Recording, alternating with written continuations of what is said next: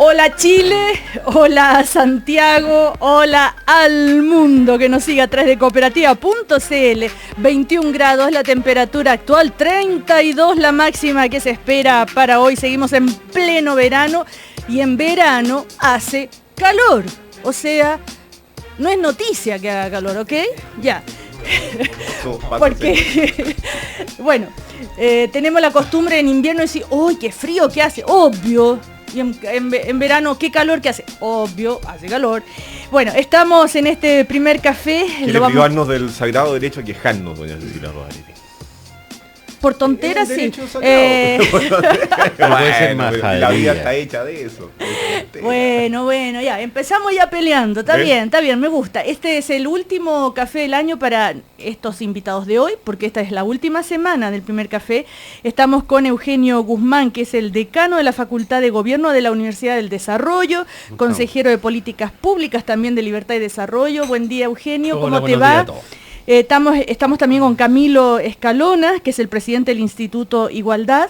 Buenos días. Todavía no se ha bajado, ¿no? De la candidatura. Voy como avión. ¿Va como avión?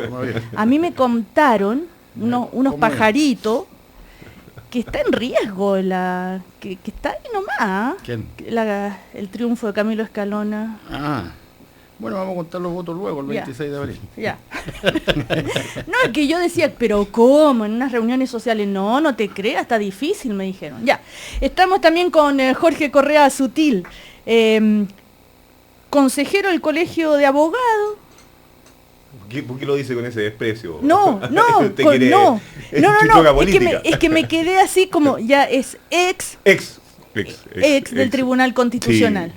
No, y del Tribunal Supremo, que era del como Tribunal Supremo, aquí, de la ABC. Ya no. No, me he liberado ya, cumplido 4 años en esa tarea. ¿Por qué liberado? ¿Era un peso? Es un peso, estar juzgando gente es pesado. Sí. Pero, además se ve la parte más oscura de la política, entonces no es agradable. No, pero un servicio militar que hay que hacer y lo hice y ya lo hice yo. Ya, un servicio militar. Bueno, la palabra es de ustedes. ¿Me permite un sobretabla? Como la vez anterior. ¿A quién le va a hacer el homenaje hoy? A las víctimas del Holocausto, porque son 70 años.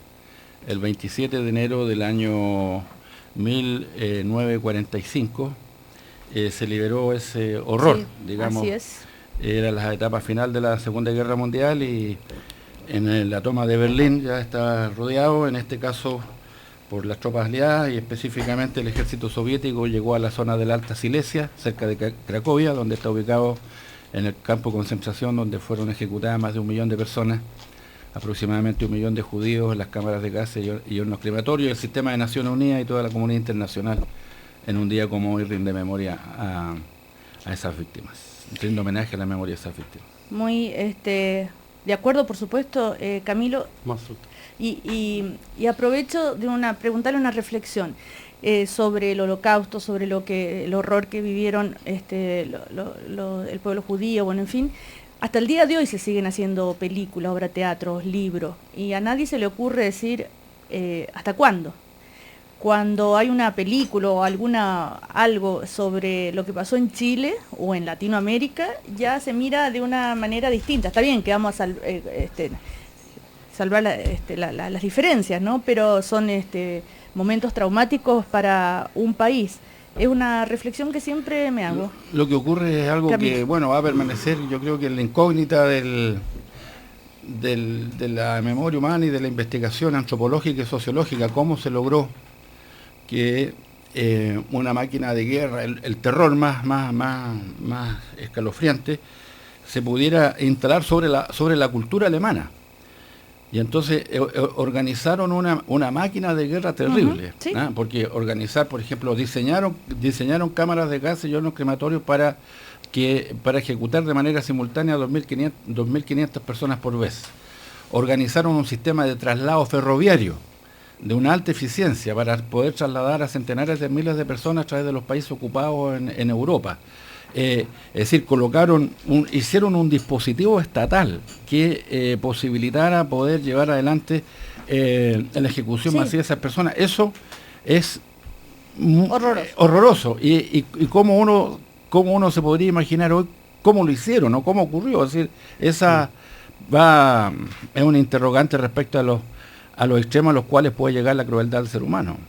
Déjame agregarte una cosa que me parece tremendamente interpelante lo que dice Camilo, y que tiene que ver con que, formas de genocidio de alguna manera han existido en otros periodos de tiempo, o sea, el exterminio de un pueblo por otro pueblo, ¿ya? De hecho, este año se cumplen un aniversario más, los 100 años del genocidio armenio. Eugenio, disculpen que los interrumpa un momento, porque la presidenta de la República, Michelle Bachelet, está hablando y se refiere a la reforma educacional. Pero sin duda una educación que permita desarrollar los talentos y hacer realidad sus sueños. Pero volvamos ahora a lo que nos reúne, que también ha sido largamente trabajado, y tenemos otra excelente noticia, no solo para los alcaldes y los habitantes de las 7 comunas que hoy nos acompañan, sino nos parece para todos nuestros compatriotas. Bueno, justo tomamos el audio cuando ya estaba terminando respecto a la reforma educacional. Un intenso debate, dijo ella, después de 8 meses se aprobó, y bueno, dio a conocer todos los detalles de en qué consiste esta reforma, que ya seguramente lo van a seguir ustedes ampliando. Sí, Eugenio, tú estabas reflexionando sobre lo que había dicho Camilo Escalona. O sea, lo que te mencionaba o lo que trataba de plantear es que exterminios de un pueblo por otro han habido. 100 años se van a cumplir, a propósito que ahora están de moda, ¿no es cierto?, las teleseries turcas, 100 años, ¿no es cierto?, del genocidio armenio. Sin embargo, y con esa crueldad son pocos los casos, ¿ya? Pero además en el caso del Shoah o el Holocausto, lo que ocurre es que se construyó una ideología justificatoria más allá de los simples sentimientos de inferioridad o de desprecio de un pueblo hacia otro pueblo. Por ejemplo, en Nanjing mueren 300.000 personas y la lógica, ¿no es cierto?, de invasión del Japón imperial en ese momento era, mire, estamos tratando con animales. Pero entonces hay una especie de justificación, pero es distinto, y en cambio en el Holocausto hay una ideología que se construye de que todos los males de la sociedad alemana, y yo creo que eso está planteando Camilo, están constituidos en el hecho de ser judío. Eso es nuevo o relativamente nuevo en la historia por lo pronto del siglo XX y también de la humanidad, en ese sentido, o por un periodo largo de tiempo. No sé si Jorge... Y perdóname, y ahí se cristalizan muchas cosas que tienen que ver con otros fenómenos históricos que ya se habían anidado, ¿no es cierto?, en la Europa, no solamente en la Europa contemporánea y moderna, sino que medieval también. Pero el exterminio... Que es ese desprecio hacia los judíos. ¿Y el exterminio de los indígenas? Por ser indígenas. Sí, pues pero por eso es que habían orígenes también anteriores. Claro, de la lucha contra los mapuches del Estado argentino y el Estado chileno. Claro, ¿no? Pero a eso me refiero, de eso estoy hablando. Pero Camilo, por eso, pero en el caso norteamericano también, en todos los casos, pero por eso que te digo, el exterminio de un pueblo hacia otro pueblo ha existido, por eso que saqué el caso del Holocausto o del genocidio armenio y el genocidio Holocausto en Nanjing, claro. la violación de Nanjing, ¿cómo se llama? The Rape of Nanjing. Pero otra cosa distinta es una ideología en torno a eso, justificatoria. A lo mejor terminar con una nota algo Jorge más optimista Correa, de lo que tú decías, Cecilia, ¿no? Esta fuerte y persistente capacidad de memoria, que yo creo que la historia no la había conocido antes del siglo XX. A mí me impresiona. El Teatro Amil este año en Santiago estuvo con varias obras en las cuales se recordaban que es el campo de prisioneros del norte, en Chacabuco y varios otros casos en los cuales el arte es capaz, y la segunda generación y la tercera generación son capaces de recordar, de dignificar, de sentir el dolor todavía, de expresarnos el dolor. Eso abre a lo mejor una brecha de esperanza de que vamos a ser menos crueles en el futuro, ojalá, en nuevas generaciones. Bueno, claro, la diferencia con el caso chileno a veces se da en ciertas declaraciones. El otro día leía, no recuerdo quién era, que de la Universidad Adolfo Ibáñez había llevado a los alumnos a visitar el Museo de la Memoria. y era alguien de la UDI, ya me voy a acordar, profesora ahí. Y la declaración es muy interesante, yo quería que conocieran la historia, en fin. Pero también lamentamos que el Museo de la Memoria no incorpora la otra parte de la historia. Es decir, por qué se llegó al golpe de Estado, y hacía una crítica al Museo de la Memoria en ese sentido. Entonces siempre está esa reflexión de por medio, ¿no? Sí, pero ya que un grupo así sea capaz de enfrentar y de acercarse al dolor que sufrieron otros, ya Cecilia, yo lo creo muy positivo. Claro. Es que naturalmente tienen que haber reacciones. No puede reemplazar a las universidades, a la sociedad, a los partidos políticos. Un museo es un estímulo para que los estudiantes puedan hacer esa investigación, para que se pregunten y busquen las respuestas. Y siempre van a haber mecanismos de defensa frente a ese dolor. Nos es muy difícil absorberlo, nos es muy difícil absorber nuestras propias historias de lo que hicimos o dejamos de hacer en esos periodos, nuestras familias, etcétera. Entonces, bueno, hay reacciones obvias de esa especie. Pasando a la noticia del día, sin lugar de dudas, volvemos, cambio brutal, la en reforma en otra orden de materia, así dicen en el noticiero. En noticiero, en otra orden de materia, ya. Quiero hacer un ejercicio, no sé si les parece, cómo se informa hoy en las portadas de los diarios. A mí me llamó la atención al menos. En el Mercurio dice, Cámara de Diputados aprueba la reforma escolar. La tercera, gobierno alinea al oficialismo y pone fin al lucro, selección y copago en educación. Las últimas noticias no dicen nada, la cuarta tampoco, son otros los temas. Publimetro dice, Cámara Baja despacha emblemática reforma y así. Y a mí me llamó la atención sinceramente, esto de, nunca había escuchado, reforma escolar, ya no es la reforma educacional. Que antes se usaba como el gran titular y una reflexión o no. Eso está vinculado a lo que piensa cada medio.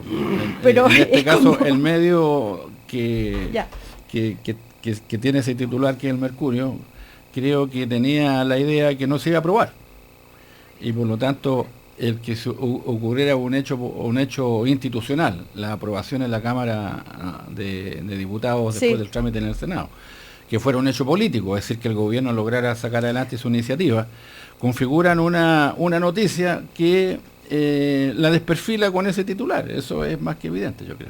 Claro, no, pero a mí cuando sea como periodista siempre me gusta hacer esas reflexiones sobre las distintas miradas de los medios de comunicación, porque no siempre se hacen, ¿no?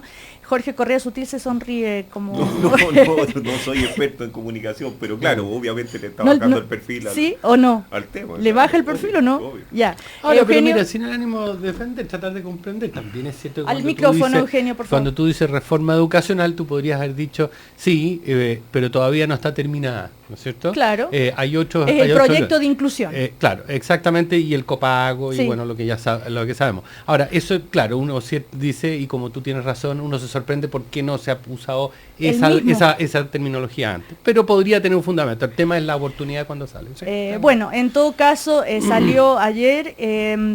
¿qué dijo la presidenta de la República? Ya tengo más detalles. Que está contenta porque tras 8 meses de intenso trabajo y debate se aprobó la primera parte de la reforma, los recursos públicos. El perfil también. La primera parte de la reforma. O sea, yo no creo que la primera parte, porque falta bastante. Bueno, ella dice, los recursos públicos van a ir a la educación de los niños y niñas, no habrá más discriminación, se avanzó en gratuidad, las familias elegirán sus colegios y no al revés, a las familias que tengan calma, no se cerrarán colegios, los cambios serán graduales y apoyaremos a los colegios particulares subvencionados. Lo que se viene es la carrera docente, la desmunicipalización y la gratuidad universitaria. Es lo que... bueno, y ahí está la plata, ¿no? Ahí son los costosos, son los proyectos más... Ahí eso es lo que dijo resumidamente la presidenta. Yo los invito, no sé si hacer un análisis primero político, después fondo, de lo que significa esto. Se termina el año con el binominal aprobado, con... ¿cuál era lo? El gobierno ha logrado concretar una parte importante. El tributario, esta parte de educación. El Pacto Unión Civil, que también entra en su etapa decisiva esta semana, porque regresa de la Cámara al Senado, ya se despacharía con los últimos cambios que tuvo hace algunas semanas atrás, lo que también cerraría un avance civilizacional, creo yo, en nuestro país, del punto de vista de la aceptación en nuestra sociedad de la diversidad sexual, y en consecuencia el que la mente, una cosa que es tan difícil de abrir, ¿no? La mente del país en su conjunto, de la comunidad nacional, se haya abierto a una nueva manera de entender lo que somos, y entienda que también la homosexualidad no es factor de discriminación, sino que es una condición del ser humano que no lo menoscaba, ni es razón de discriminación alguna, y por lo tanto la modificación del sistema electoral, el Pacto de Unión Civil, la reforma tributaria, la reforma educacional, son una agenda que el gobierno puede exhibir como constructiva y como exitosa después de algunos meses que, como es natural en el proceso político, se presentó con alto y bajo, que le tuvo una disminución de la popularidad de la presidenta, pero que en definitiva abrió paso a la primera etapa, creo yo, del proceso de reforma, cuando llegará marzo, abril, y se plantearán algunas que sí, efectivamente, en el campo de la educación pueden significar, como señalaba acá Eugenio Guzmán recién, tal vez un simbolismo menor, pero una inversión mayor del punto de vista de la cuantía de recursos que va a significar la carrera docente y el financiamiento de la educación superior, porque eso sí que significa enfrentar el endeudamiento de la clase media, y eso significará en rigor una inversión del Estado de muchas decenas de miles, centenares de miles de millones, que creo yo van a representar la inversión más grande que ha hecho el país de aquí en adelante en relación a los temas educacionales. Jorge Correa Sutil. ¿Cómo termina el año? O sea, lo de la reforma educacional. Terminó. Bueno, si los años terminan en febrero, empiezan en marzo, en verdad, sí, esa es la realidad. Lo demás es calendario. Yo creo que ha sido un año políticamente bien sorprendente.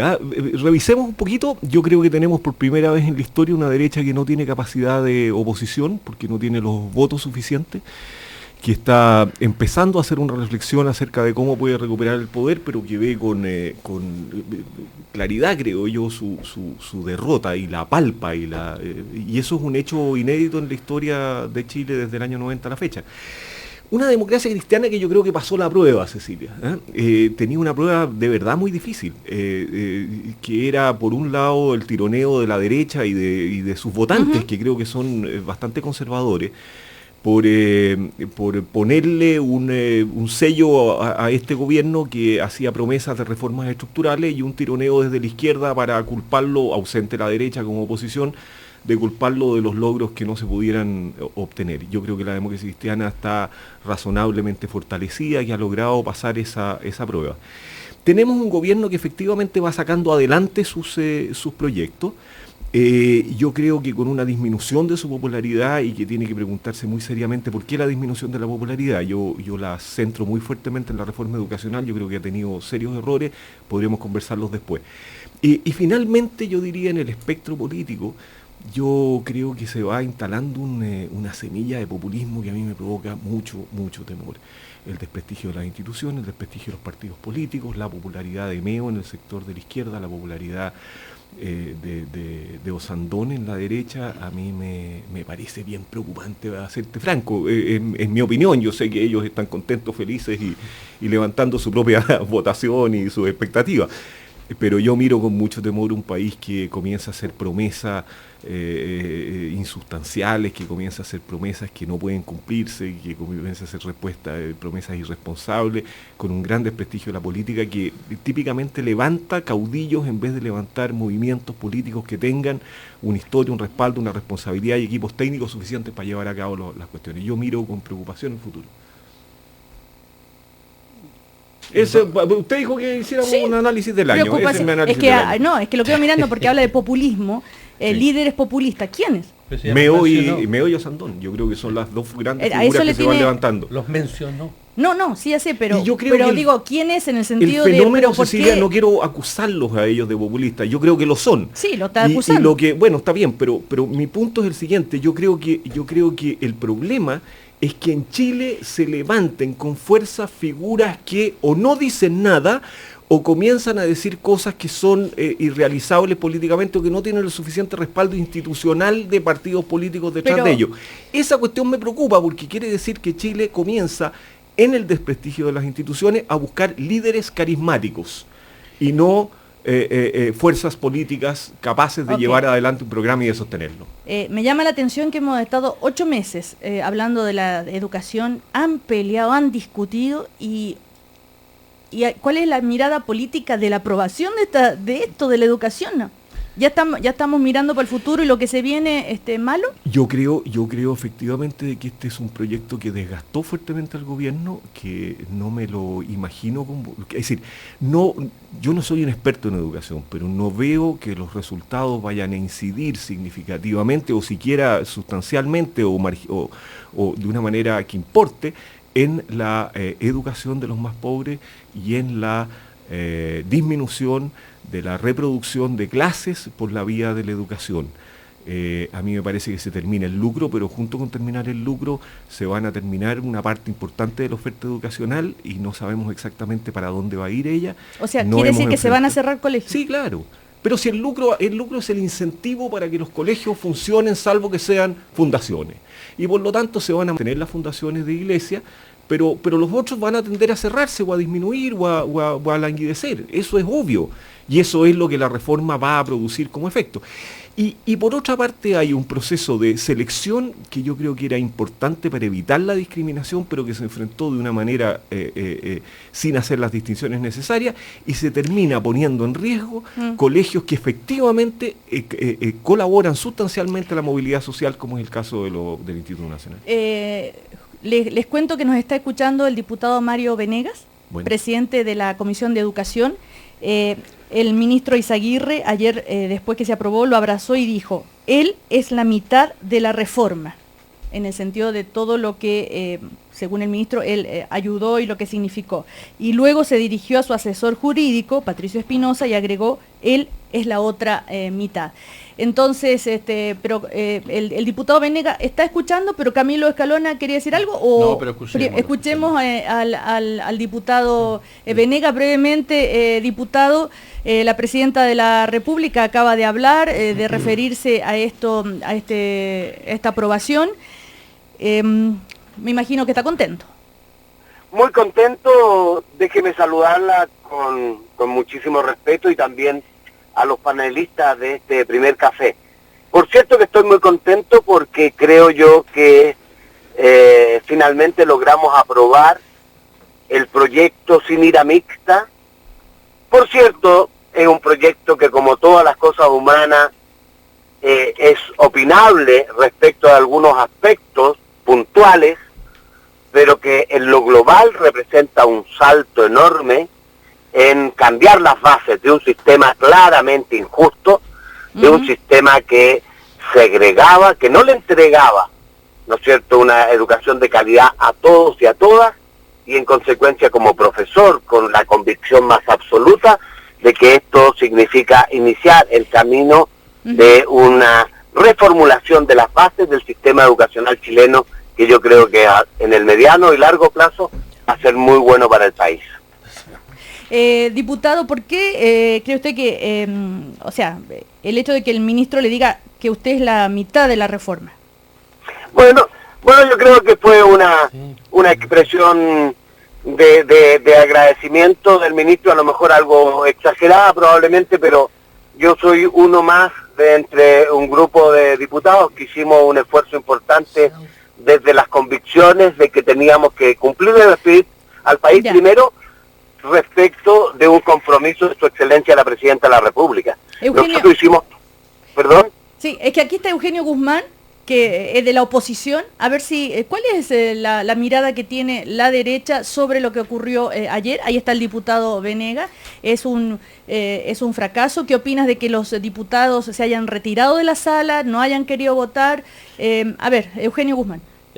Pero una aclaración previa, porque no puedo representar a la oposición. No, pero eres de oposición, ya. O sea, me siento una persona derecha, pero mira, Yo creo que acá el problema está dado en las expectativas y en el lenguaje, o sea, decir que el otro sistema era injusto, que era un fracaso, bueno, eso no se condice con resultados objetivos en todas las pruebas internacionales de las ventajas de este sistema.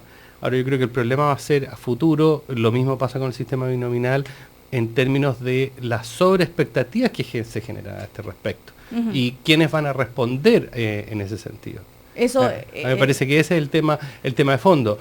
Aquí yo creo que el error ha sido acá un enfoque en que se han hecho reformas estructurales dándole un peso a esas reformas estructurales que no lo tienen. Hoy día existe bastante claridad por parte de técnicos de que los problemas son en el aula, y el diputado que ha sido profesor, por lo que entiendo, sabe que ahí está el problema, ¿no es verdad? Ese es un... Perdón. Sí, brevemente, diputado, respóndale. Es que el señor Guzmán, creo que lo que importa es que... ¿Usted se fijó cómo fue la votación ayer?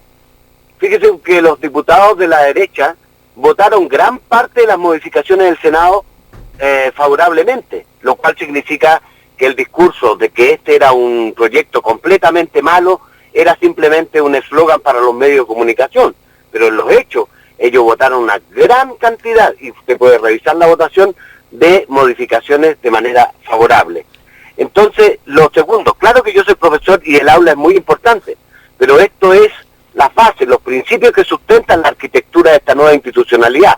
Ahora vamos a ir a la política nacional docente, los profesores en el centro, luego educación escolar y posteriormente una nueva institucionalidad para la educación pública. Jorge Correa Sutil, a ver, ¿algo que quisiera reflexionar con el diputado? Brevemente. Porque Mario, si hay alguien que conoce lo que se ha hecho es el diputado Venega, por eso está al aire. Las críticas, tú dices, son aspectos, o las cosas que son mejorables son aspectos puntuales, y hay aquí una reforma que se encamina a mejorar la calidad de la educación. Mario, pero hagamos un balance final, digamos. ¿Por qué va a mejorar la calidad de la educación? Aquí yo entiendo que se van a producir los siguientes efectos. Uno, se termina el copago y se termina con la selección. Eso debiera razonablemente significar que personas que no estaban en condiciones de entrar al particular subvencionado van a poder acceder a él, y va a haber más entonces igualdad en la educación. Eso yo creo que hay que celebrarlo, y dudo que alguien lo ponga en duda. Ese es un gran bien que la reforma debiera traernos.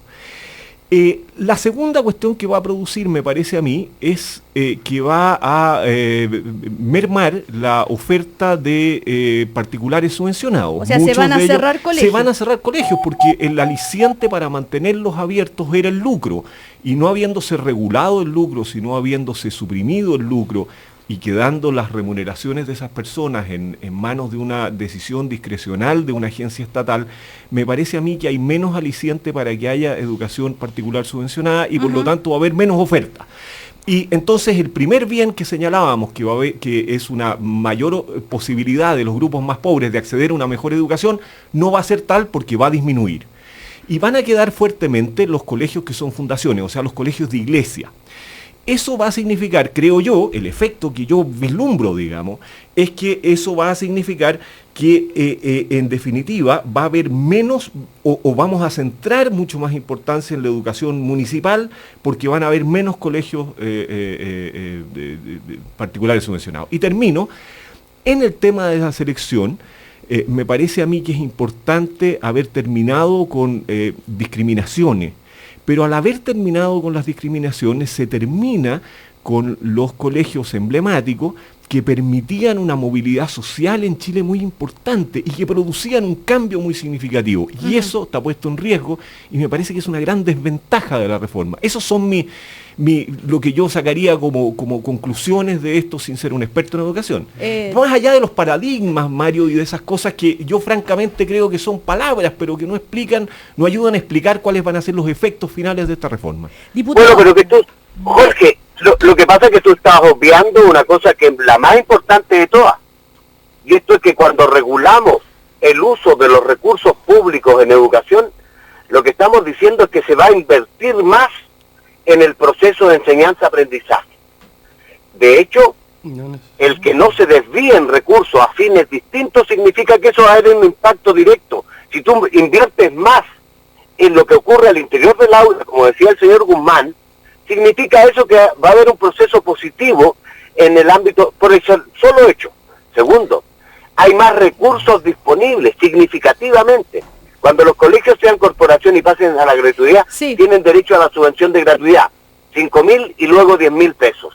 Tienen derecho a la CEP, ¿no es cierto?, que se ha llamado enseñanza media, tercer y cuarto quintil. Eso representan 16.000 pesos adicionales. La CEP tradicional, subvención escolar preferencial, aumentó en un 20%, de 30 a 36.000 pesos, lo que significa que tanto en el sistema público como particular subvencionado va a haber más recursos para invertir. Y ahora regulado, no se van a desviar a otros fines distintos. En consecuencia, eso tiene desde ya un impacto importante. Y no creo que vayan a cerrar muchos colegios. La verdad es que incluso desde una perspectiva puramente económica, yo creo que, yo he escuchado a economistas decir, bueno, los sostenedores que ven bien esto, sin ideologismo, están viendo un tremendo negocio. Podrían vender sus establecimientos, si es que estuvieran en esa disposición. Van a recibir más recursos y ahora van a tener regulado el uso. Claro, como tú dices, no va a haber el incentivo del lucro, en el sentido de sacar o retirar excedente en una proporción que ellos estimaban. Eso ya no es una realidad, pero eso yo lo considero una cosa deseable, conveniente, porque se trata de recursos públicos para un fin determinado, que es entregar un servicio educativo. Camilo Escalona, brevemente, ¿le quiere hacer alguna pregunta al diputado? No quiero opinar. Diputado, le agradecemos mucho este contacto. Nos vamos a comerciales. Que esté muy bien, diputado. Cecilia, muchísimas gracias. Un saludo a todos los panelistas. Gracias. Chao, Mario. Vamos a comerciales y seguimos en el primer café con Eugenio Guzmán, con Camilo Escalona y con Jorge Correa Sutil.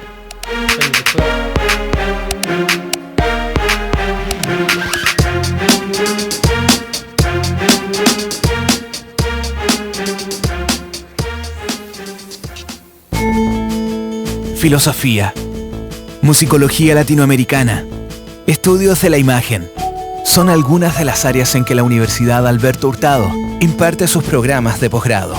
Facultad de Filosofía y Humanidades, Universidad Alberto Hurtado. El uso de la tecnología en la recreación no reemplaza el tiempo que puedes pasar con tu hijo o hija. Por eso, presta atención a la cantidad de horas que están expuestos a la televisión, celulares, tablets y pantallas. Acompáñalos y conoce los juegos y dispositivos a los que tienen acceso. Siempre será más enriquecedor para su desarrollo el tiempo que disfrutan y juegan contigo. Creciendo Juntos, un programa para aprender y disfrutar con nuestros niños y niñas. Este domingo a partir de las 9 de la mañana en Cooperativa. Invita Chile Crece Contigo, Gobierno de Chile. Administración de empresas, economía, gestión de personas, responsabilidad social empresarial. Son algunas de las áreas en que la Universidad Alberto Hurtado imparte sus programas de posgrado y educación continua. Facultad de Economía y Negocios, Universidad Alberto Hurtado. Este jueves 29 de enero aprovecha la venta nocturna del verano Chevrolet. Una noche llena de increíbles oportunidades. Compra tu Chevrolet y llévate gratis el estanque lleno. Con crédito Chevrolet empieza a pagar en abril. Además, tasa de 0% de interés para modelos Premium Line. No te olvides, este 29 de enero venta nocturna Chevrolet. Desde las 18 hasta las 22 horas en toda la red Chevrolet. Más información en tu concesionario Chevrolet. Busca el más cercano en chevrolet.cl. Chevrolet. Find New Roads. Te conviene Santa Isabel. Me conviene porque mis 60 acá cuentan. Si tienes más de 60 primaveras, no te pierdas los martes sesenteros con un 8% de descuento en el total de tu compra. Santa Isabel te conviene día a día.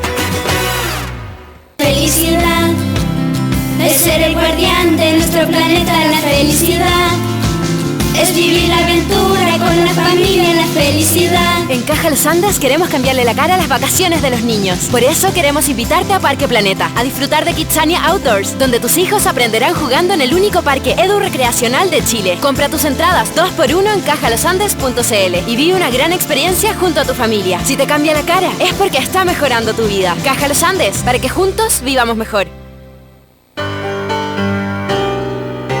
23 grados. 23 grados en Santiago. Cooperativa. 23 minutos para las 10. 23 minutos para las 10. Seguimos ejercitando la buena costumbre de opinar. El primer café continúa. Una nueva mañana en Cooperativa.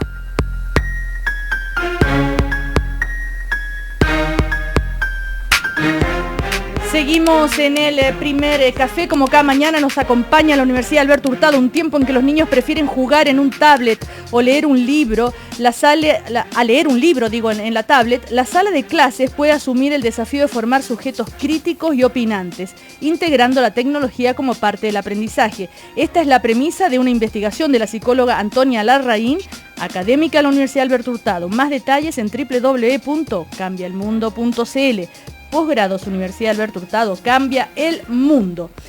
Camilo Escalona tenía la palabra para cerrar ya el tema reforma de educación. Me gustaría aclarar un par de cosas. Es que tenemos el caso Penta que está que arde. El caso Penta, es que se nos termina el tiempo, nos quedan 20 minutos. Vamos. Bueno, yo quiero decir que me parece bien que se haya cerrado este trámite, pero de la propia explicación del diputado Venegas se desprende nítidamente que el problema institucional fundamental es terminar con la municipalización.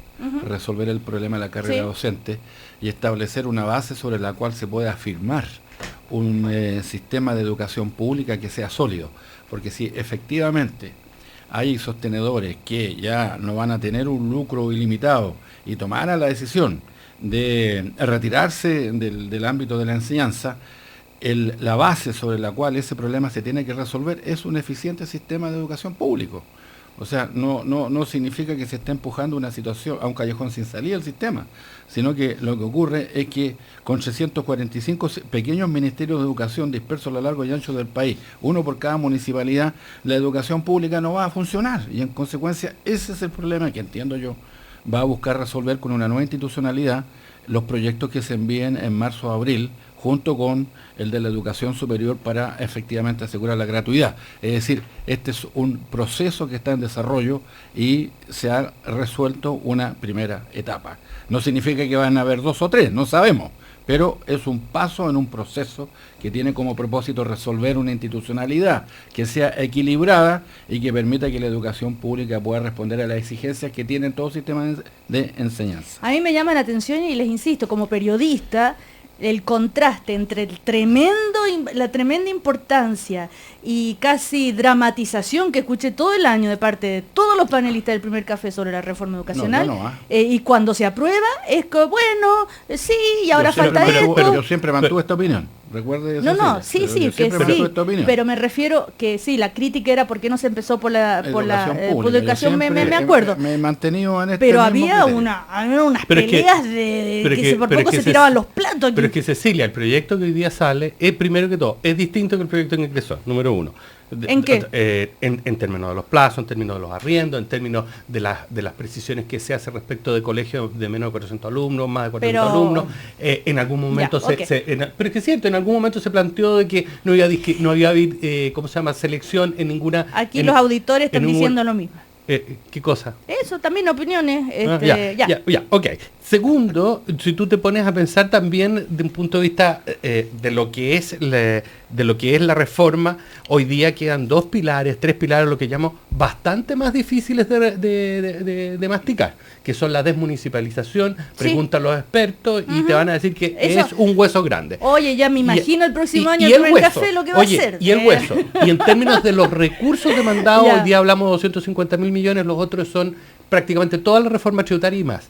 Y por otro lado, yo quería decir una cosa, si tú restringes en este caso la oferta privada, o sea, la entrada de nuevos oferentes, no significa por la vía de decir, mire, voy ahora a recursos que antes con los cuales se lucraba, digamos, que tampoco son grandes recursos, entonces eso uno dice, bueno, al no lucrar, esos recursos se van a ocupar en educación.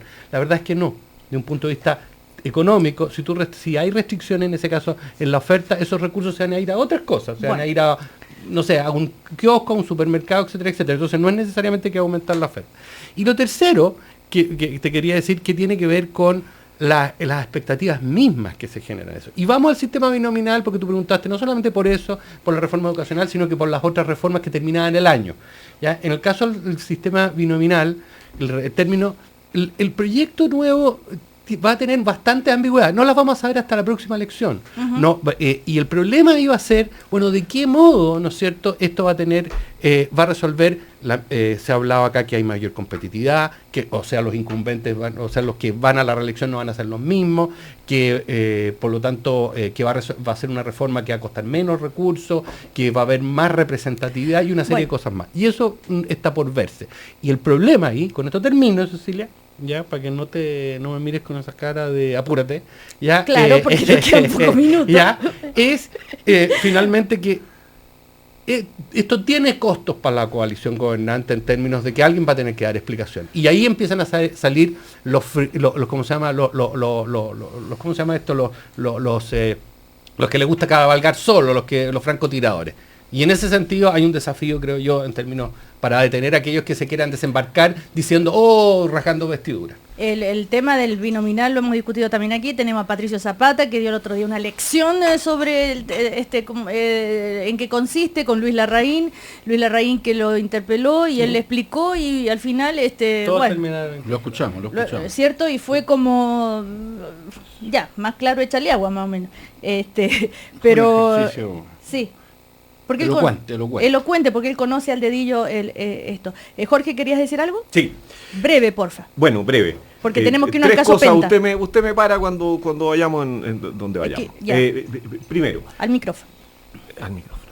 Primero, a mí me parece que la educación chilena va progresando según las diversas maneras de medirla, como dijo Eugenio, pero tiene un problema central, que es un problema de desigualdad. No favorece la inclusión, no favorece la movilidad social. Para eso, lo esencial, Cecilia, es mejorar la educación pública. Yo no puedo estar más de acuerdo con Camilo Escalona. Me parece que ponerle un plazo de marzo o abril para que entren los proyectos de nueva institucionalidad, que no sé, yo creo que no debiera ir entera al Ministerio de Educación, pero esa discusión está por hacerse. Ponerle el plazo de marzo o abril es una mala estrategia, me parece a mí. Yo no creo que el Ministerio de Educación haya madurado y haya hecho un trabajo prelegislativo suficiente, por lo menos del cual tengamos noticia, para tener un proyecto de esa importancia presentado en marzo o abril. Yo llamaría no improvisar, llamaría a hacer una estrategia de cómo vamos a llegar a un proyecto razonable en esa materia, porque ahí no podemos errarle. 3, me parece una desfachatez, francamente, de la derecha acudir al Tribunal Constitucional por la reforma al binominal en nombre de la igualdad del voto. Creo que es una desvergüenza, porque hemos progresado significativamente en la igualdad del voto, lo que se ha podido, después de años de una desigualdad escandalosa, y yo no sé cómo tienen cara de acudir a un tribunal en nombre de esa cuestión. Hay otros 2 problemas que me parecen menores en la reforma al binominal y que podrán discutirse en el Tribunal Constitucional o corregirse, que es la cantidad de votos que se requieren para constituir un partido político y para apoyar a los independientes, y el problema de la cuota de las mujeres y las elecciones primarias. Pero ir a derrumbar el sistema en nombre de la igualdad, después de haber defendido el binominal todo el tiempo que lo defendieron, a mí me parece desfachatado. Oye, pero espérate, Jorge, es que hay una cosa de precisión. Una cosa, la desigualdad del voto está dada, todos los sistemas tienen desigualdad del voto en términos territoriales, ¿ya? Y hemos progresado significativamente en esa cuestión, premiando a los territorios que tienen más población. Pero me deja terminar. Eugenio Guzmán le está respondiendo a Jorge Correa Sutil. Y eso tiene un nombre técnico, ¿ya? Y los sistemas tú los puedes variar, qué sé yo. ¿Este sistema mejora? Sí, lo mejora. Entonces, ¿cómo vas a ir pero en nombre de la igualdad? Terminar, Jorge, ¿ya? Sí, ahora, lo mejora, pero no lo resuelve. Ahora, otra cosa distinta es ir al Tribunal Constitucional si políticamente corresponde o no corresponde. Pero todos los sistemas tienen esto. El sistema anterior en Chile, no te explico las desproporciones que había. Tú encuentras en todos lados, en todos los sistemas esta desproporción y algo que se llama gerrymandering. Pero yo no sé si hablaría de desfachatado. Yo creo que políticamente equívoco. Eugenio, me estás dando la razón, me estás diciendo que este proyecto lo que hace es mejorar la igualdad. No, lo desfachatado no es ir al Tribunal Constitucional, lo desfachatado es ir en nombre de la igualdad. No puedes hacerlo cuando estás disminuyendo la desigualdad escandalosa que había en el sistema de votación. No, Jorge. La estás disminuyendo significativamente. Jorge, no vale la pena enojarse tanto porque yo creo que es un tema simplemente comunicacional. Porque la verdad es que con el sistema proporcional, creo yo que el partido mediano que más asegura su representación futura es la propia UDI. Sí, no, si eso no va a afectarse. Porque bueno, eso está demostrado en matemática y estadísticamente, porque no cabe ninguna duda que el caso Penta, al cual quiere ir Cecilia, le ha significado una merma de su convocatoria altamente significativa, y a mí no me cabe duda de que el partido mayor de la derecha ahora va a ser Renovación Nacional. Y en el binominal, el partido que es favorecido es el mayor dentro de cada bloque, porque el partido más pequeño le suma los votos para asegurar a aquel que sale en el empate. Entonces, así fue al comienzo de la transición, en los años 90, en que la UDI le colocaba los votos para que René sacara los suyos, y en la primera década de este siglo hasta ahora fue al revés. Renovación le aseguró los diputados a la UDI, tanto era así que la proporción era 39-17 en la legislatura pasada en diputados.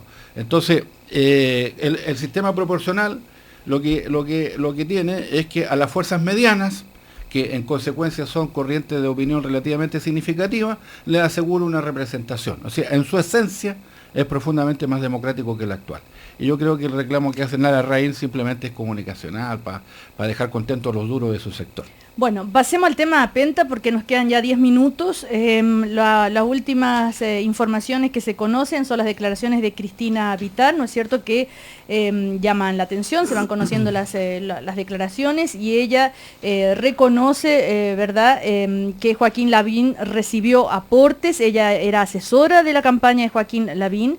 Declaró de manera voluntaria, Cristina Vitar manifestó que recibió dineros a través de una boleta emitida por la cuñada del ex subsecretario de Minería, Pablo Wagner.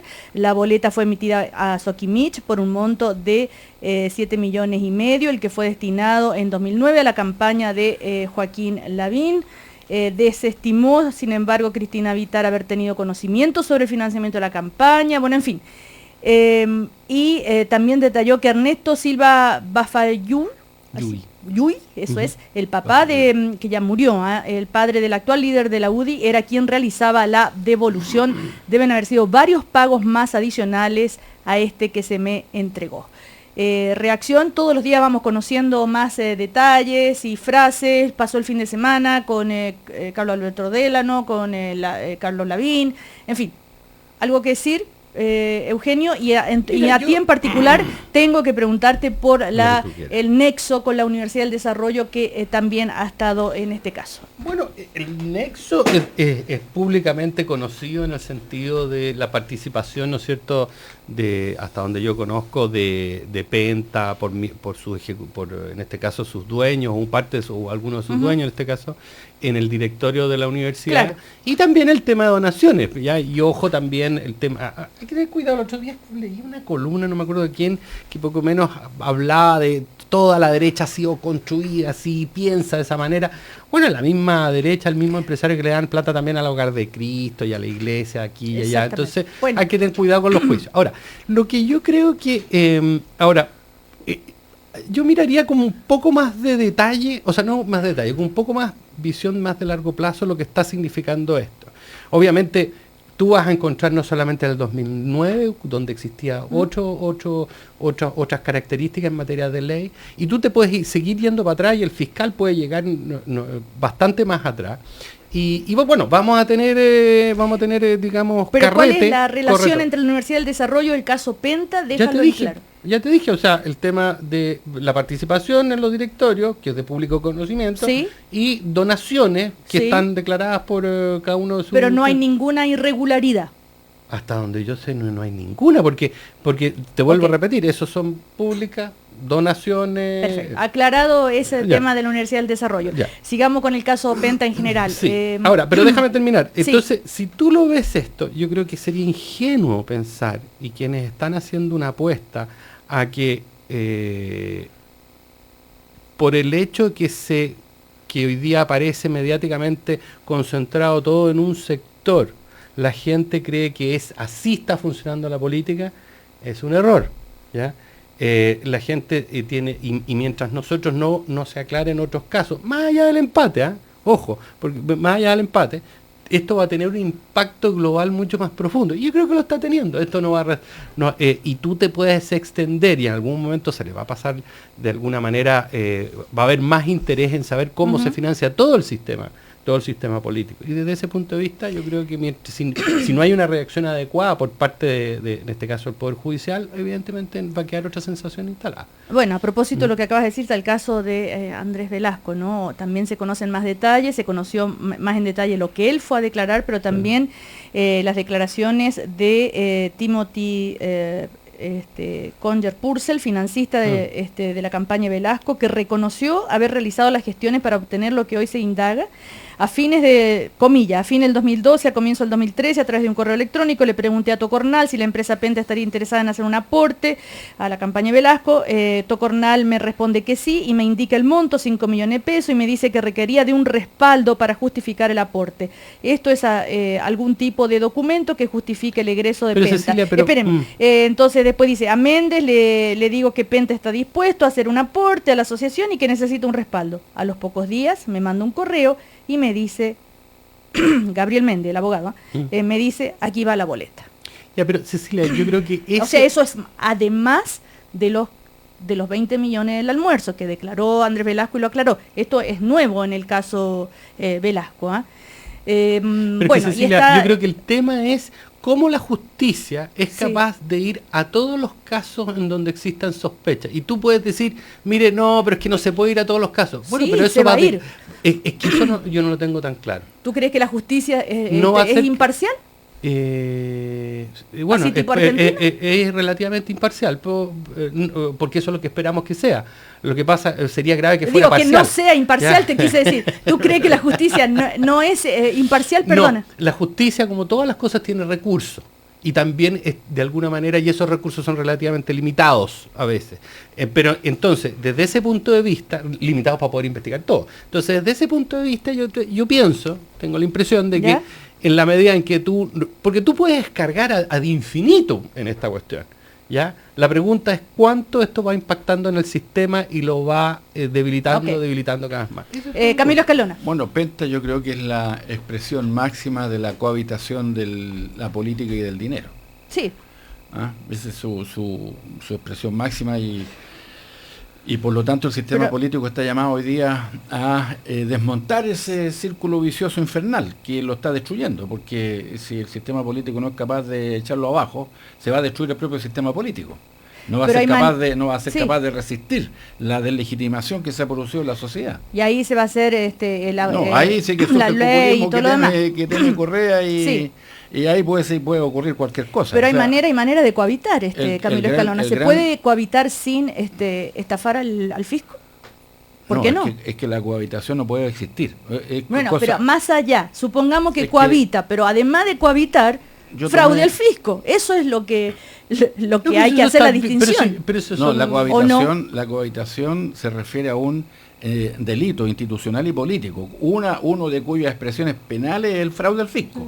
Pero estamos hablando aquí de que la política se tiene que liberar e independizar de la interferencia del dinero, porque de lo contrario su legitimidad se pierde, se derrumba, se anula.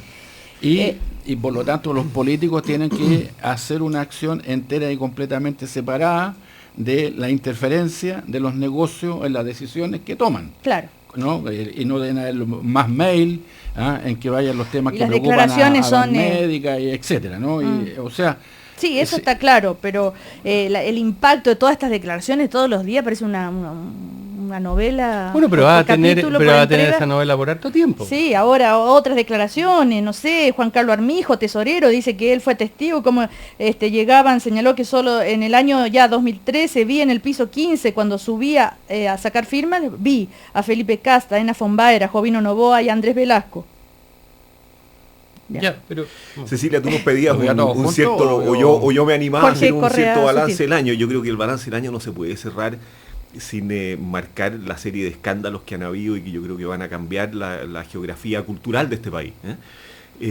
Primero, alegrarnos enormemente porque tenemos un sistema todavía sano, que es capaz de descubrir estas cosas y de meter miedo. Cecilia, tú me miras con algún reproche cuando yo hablo de esto, pero ya que somos todos ángeles caídos y bien caídos, creo yo que el miedo es un elemento muy significativo para que nos portemos razonablemente bien.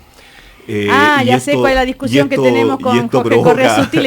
Él dice que la ética no... Yo creo poco en la bondad humana. Yo creo que el miedo es un gran asociado. Y aquí habían niveles de impunidad para hacer barbaridades de defraudación que estaban... No quiero hacer leña del árbol caído, porque cuando Delano dice, mire, no, si a mí me pedían esta plata y yo le decía a Hugo Bravo, y Hugo Bravo me decía que esto era legal. No, de aquí en más los empresarios no van a contentarse con que el socio o el contador de la oficina le diga que esto es legal y van a revisar las cosas por su cuenta porque están viendo caer a gente muy cercana que estaba muy ¿de verdad creían que era legal? No lo sé, o sea, no me quiero meter a golpear gente caída, pero sí quiero decir de que la conducta del empresariado a partir del 2014, y no van a olvidar el año, va a cambiar muy significativamente. Perdón, y esas son estupendas noticias. Pero yo creo que el punto está en que el empresario tiene que convencerse que no puede tener una especie de funcionarios en el sistema político. Porque cuando él abría la caja de manera ilimitada para financiar a los suyos, cuando él estaba dispuesto a entregar un caudal sin control de dinero para asegurarse que ese precisamente fuera parlamentario, estaba pensando en tener un funcionario de él, no un representante popular, sino que un acólito. Absolutamente de acuerdo. Pero el problema, mientras esa mentalidad no cambie, va a estar dispuesto a buscar otros mecanismos de hacer ese financiamiento regular. Y ahí hay que poner muralla china, porque tiene que convencerse que el sistema político, en democracia, es un sistema político independiente. Se tiene que romper la cohabitación. Yo saqué esta palabra de la mano, no es una palabra que haya inventado yo para este efecto. La cohabitación entre dinero y negocio. Solo un punto. Yo creo que en medio de esta sanidad, el riesgo es que se nos caiga el prestigio de las instituciones y de la política a niveles, porque esta procesión de declaraciones que Cecilia marca va a seguir. Febrero, marzo, abril, ahora viene Soquimich, vendrán otras empresas, van a investigar y hay muchas donaciones. Bueno, entonces este desfile va a seguir para largo. Además que, espérate, yo creo que en esto también hay que tener en cuenta que uno puede quedar la percepción, porque entonces evidentemente, nuevamente es distorsionada, de que toda la política de un sector, todos los males de dinero y política se concentran en un sector.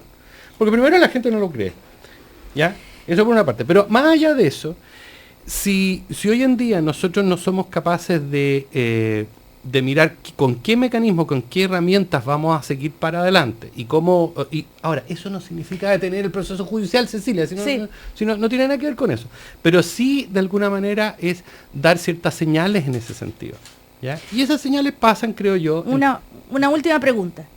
Cuando se habla del empresariado, una reflexión sobre la clase empresarial, pero cuando se sienten atacados, cuando se sienten que hay una campaña de desprestigio a la clase empresarial, ¿cuánto daño le hace a la clase empresarial cuando uno lee que estos empresarios pagaban con boleta, o sea, de manera, hacían pasar por la empresa las vacaciones de la señora, las vacaciones de la familia, los autos de la señora, porque dice, sí, lo hacíamos así porque nos decían que descontaba impuestos, no estamos hablando de cualquier empresario, por favor. Pero espérate, Cecilia, es que hay dos cosas. Uno puede analíticamente decir, bueno, estamos en el plano del juicio, análisis del juicio político, el juicio, otro social juicio de tributario, el juicio social, etcétera. Entonces uno tiene que tomar alguna hebra, creo yo. Y en ese sentido... Hay momentos en que la sociedad han tomado muchas sanciones. Por ejemplo, siguiendo como yo comencé el programa, recordando los 70 años del horror de Auschwitz. En la ocupación nazi en Francia hubo colaboradores, ¿no? La República tomó drásticas sanciones después. Por ejemplo, hubo colaboradores a los cuales les expropiaron las empresas. ¿No? Hubo un nivel de tributación histórico entre el año 45 al 85, es decir, la sociedad tiene que tomar medidas a través del sistema político con el propósito de castigar estos comportamientos. ¿Cómo? Que puede perfectamente tomar decisiones de castigar el patrimonio de estas personas. Claro, cuando uno dice todos los viajes de placer de Carlos Lavín y Carlos Delano, a veces incluyendo a su familia, eran con facturas que se cargaban a empresa Penta, básicamente eran facturas de cocha. Si hay algo que la gente conoce, yo creo que son los viajes cocha. Yo creo que Penta está a punto de perder su propia personería jurídica por los ilícitos que están en discusión. Entiendo que se está vendiendo. Yo lo encuentro de una... Penta. Yo creo que ellos hundieron su propio negocio. Sí, claro. Bueno, entonces, conclusión, último café del año. ¿Volvemos en marzo o no? Volvemos en marzo, ¿Sí? ya sé lo... Quedamos repitiendo. Sí, no lo aprobamos. A propósito, solamente una aclaración te quiero hacer, Jorge Correa Sutil, sobre la aprobación del Tribunal de Cristian Letelier, del Tribunal Constitucional. Eso lo dijimos fuera de micrófono, ya te lo cuento después. Ya. Pero ya sé, es que yo me confundo lo que hablamos en el recreo y lo que hablamos al aire. Gracias Eugenio Guzmán, gracias Jorge Correa Sutil, Camilo Escalona, muchas que gracias. Tengan unas buenas vacaciones, aunque Camilo Escalona yo creo que va a seguir trabajando. No, si vamos como avión. Así sí, van como avión, seguro. Total. La mejor de la suerte para los dos candidatos. Vamos a ser imparcial aquí. Muy bien. ¿Cierto? Por supuesto. Ya. Y no hemos hablado de la democracia cristiana con Jorge Correa Sutil. No hemos hablado hoy día. Yo traté de poner la cosa, dije Jorge, que había salvado bien el año. Muy bajó, bien. Se bajó de algo que él dice que la copucha, sí, claro. Era ¿Quién va a ser el próximo presidente o Pizarro. presidente? ¿Pizarro? Sí. ¿Apuesta? ¿Candidato único? Fuachaín puede sacar, si Fuachaín va a la pelea, Fuachaín tiene, y Ormazábal mucha también fuerza es candidato. En el Partido Cristiano. Le deseamos la mejor de la suerte a los tres, sí, como porque, usted dijo. Claro, porque también Ormazábal nos olvidamos siempre de nombrarlo, pero él también es candidato. Fuachaín es competente. Sí. Gracias Eugenio Guzmán, que te vaya muy bien. Hasta el próximo año. Chau. El primer café en Cooperativa fue presentado por Cambia el Mundo,